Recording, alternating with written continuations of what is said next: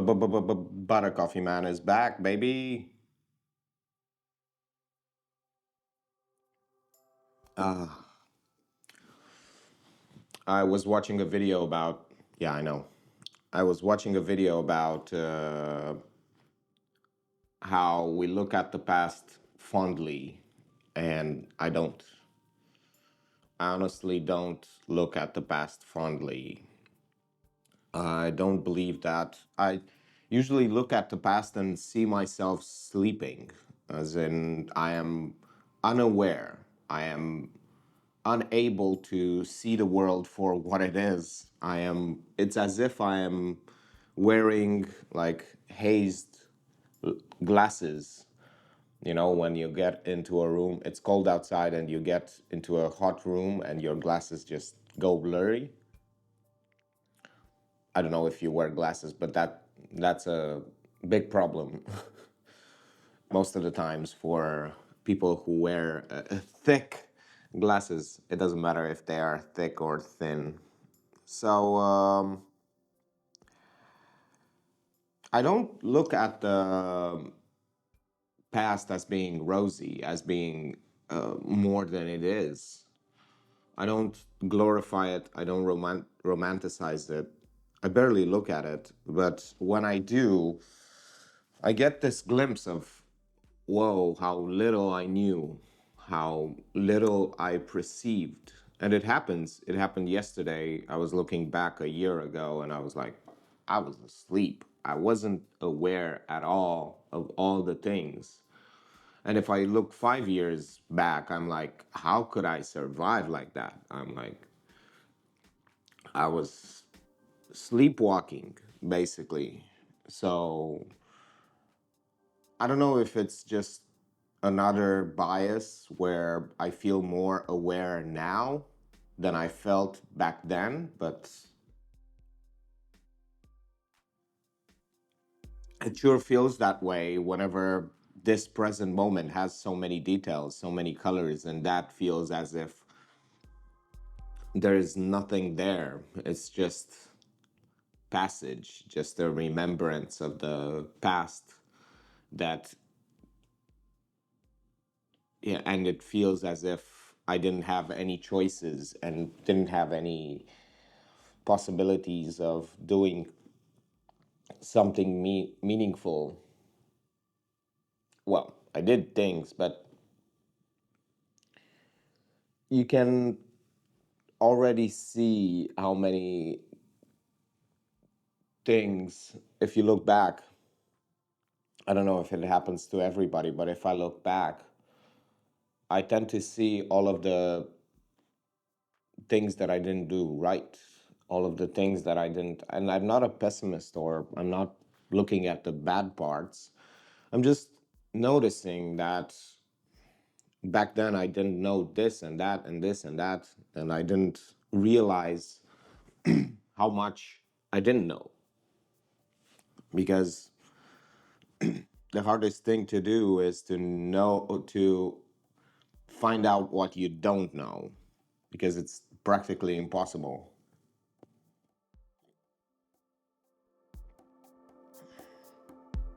And there are known unknowns and unknown unknowns. Like, if you have a problem and you know that you should be learning something that you don't know, that's a known unknown. You don't know how to, I don't know, paint, and you want to know how to paint. That's a known unknown. But the unknowns are all the concepts that you don't know that you should be learning about painting. So it's all the little things that make a painting great. And it's very hard to realize what are those. It's very hard to understand what you don't know, because you have no clue. I think solving for that is a very good problem to have. Like, finding out what you don't know that you don't know. And also, it's good to. I was thinking just now about advice and about how people don't know, they put everything together and it's just shitty advice because it is made for, I don't know, for views, for sales, for things like that. When whenever you want to formulate a piece of advice, some information that would help anybody, it's bad because it's for anybody, and you want to distill it down to be about anybody. And that's the problem. Like, most advice doesn't solve your problems. It sells you on the dream, puts you on another path. It doesn't really help you directly. And if it's general advice, oh, use this in your business. What if my business doesn't work like that? And they always try to convince you that it works for everything, but they haven't tested it for everything. And the small details are what counts, because certain recipes, if you don't have flour in your business, then you can't make a cake. Well, certain cakes don't take flours, but it doesn't matter. You understand what I'm saying? It's That's the thing. It's like advice that is very particular to your situation. I'm not saying that your problems are so much more good or great or whatever, but at some point, if you develop enough in your area of expertise, it's very, very hard for people to give you advice on that road because they do not have any of the knowledge that would help you on that road.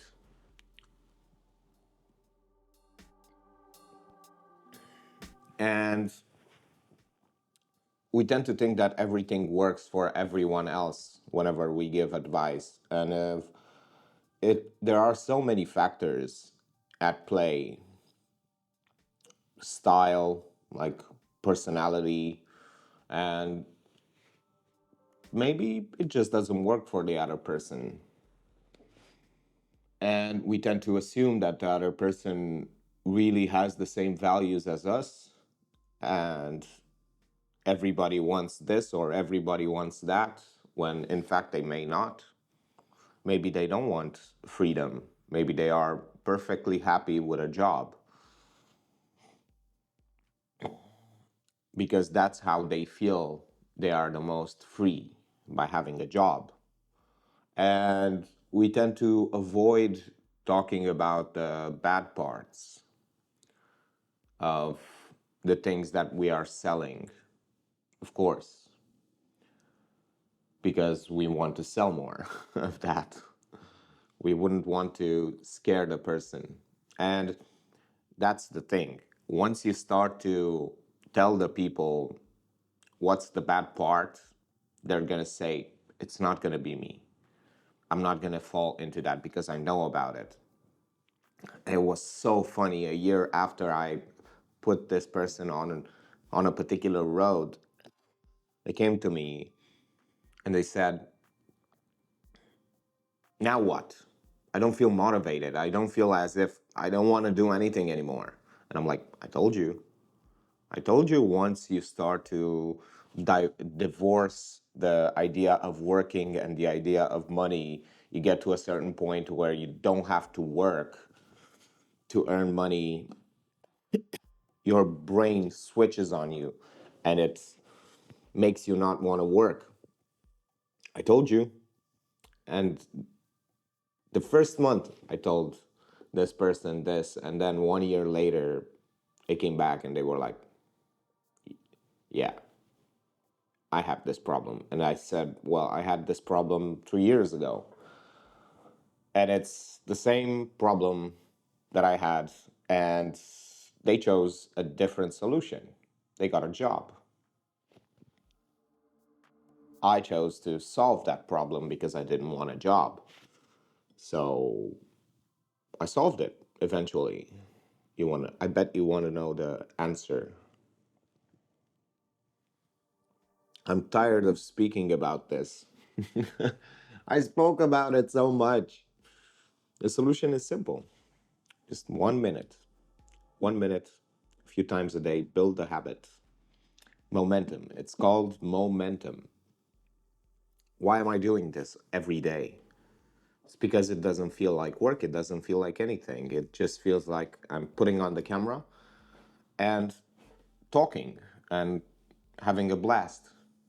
Having a blast. Having a blast. Yeah. So that's how you solve it. Plus, build a habit of meditation. I know I have a bruise. I bruised myself. I bruise easily. I bruise easily. So I fell on the scooter. So you sit up here, you do it for 1 minute, and then 80 days, 90 days later, you're like, I've been speaking for 11 minutes, for 12 minutes, and I don't know why. Am I good at speaking in front of the camera now? What's going on? Have I developed the skill of speaking in front of the camera enough that I can speak for 11, 12 minutes without even cutting or without even needing a subject? Whoa, that's deep. I got a message. Oh no. So I don't look at the past in a rosy way. I look at it and say that I was unconscious. It's as if I was unconscious instead of looking at it and being like, oh, it just feels that way, especially in regards to skills that I'm pursuing, because I see the difference between then and now, the improvement, and I'm like, okay, it's incredible how much I didn't know. So, yeah, it's getting way too hot. I'm sweating like a pig every day. Well, since yesterday, because this house has a problem. It's a very well insulated house. So whenever it's hot outside, it becomes unbearable inside. I'm sweating from all members of my body, and it's difficult to stay inside. I do appreciate the fact that I can go outside. And yeah, it's been a very difficult way to be productive, and it's going to get more and more and more difficult as the summer approaches. And in the summer, it's going to be unbearable to even sleep at night just because it's so cold, so hot. During the winter, it's amazing because you don't need any heating inside. But during the summer, it's always so bad. And I should install air conditioning. I said to myself 6 years ago that I should install air conditioning, and I didn't. So maybe this year I will. I don't know. It's definitely mandatory now because I don't know why, but I'm sweating so much. I can just awful. It's awful. So, yeah, don't wait 6 years to install air conditioning. That's my advice for you tonight. I went out to drink a glass of wine. I went for a big walk with Sophie. She's so tired right now. She's trying to find a place to sleep. And I am tired as well because I think I did about 25,000 steps today. I went for a big walk as soon as I woke up, and then I went for another late walk, and I went shopping. Oh no, Sophie farted. Oh, awful, awful farts. You farted. So bad. Oof, awful. Oh my God, it's the worst. So I'm gonna endure for you just a little bit of this aroma just so I can finish the story. So I did a lot of walks today. I was feeling awful, but then I also did some sports, some push ups, and some calf raises. And that really helped me because I was a little bit in pain. So, with my hand and my everything, just because I think I have a cold. And I also started to drink some cayenne pepper tea and ginger and also turmeric curcuma tea. I make a beautiful blend of spices. It makes me sweat as well. So that's another reason why I'm just eliminating so much water, but it's good. It's anti-inflammatory and pain relieving. So, and it also just puts your brain into high alert. Thank you for watching and see you in the next one.